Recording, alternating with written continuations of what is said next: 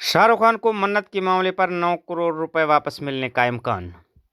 शाहरुख खान और गौरी ने 2019 में हुकूमत की पॉलिसी के तहत इस ज़मीन की मुकम्मल मिल्कियत हासिल करने के लिए 27.50 करोड़ रुपए अदा किए थे। इस खबर को पूरा सुनने के लिए इस वीडियो को आखिर तक देखिएगा और हमारे इस अकाउंट को सब्सक्राइब कीजिएगा।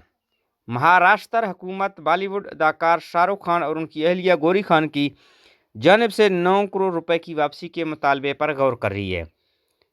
ये रकम उनके बांद्रा में वाक़े मशहूर घर मन्नत की ज़मीन पर इजाफी तौर पर अदा की गई थी।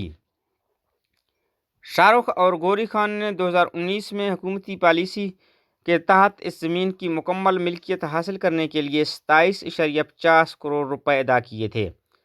ताहम बाद में मालूम हुआ कि हुकूमती अफसरों ने ज़मीन की मिल्कियत के बजाय बंगले की कुल कीमत को बुनियाद बनाकर इजाफी रकम वसूल की थी, जो एक गैर इरादी गलती करार दी गई। सितंबर 2022 में गौरी खान ने बम्बई सब अर्बन डिस्ट्रिक्ट के कलेक्टर को इस इजाफी अदायगी के सिलसिले में दरख्वास्त दी थी, जिसके बाद ये केस महाराष्ट्र हुकूमत को हतमी मंजूरी के लिए भेजा गया है। ज़राए के मुताबिक अगर हुकूमत इस मुतालबे को मंजूर कर लेती है तो शाहरुख और गौरी खान को 9 करोड़ रुपए की वापसी की जाएगी।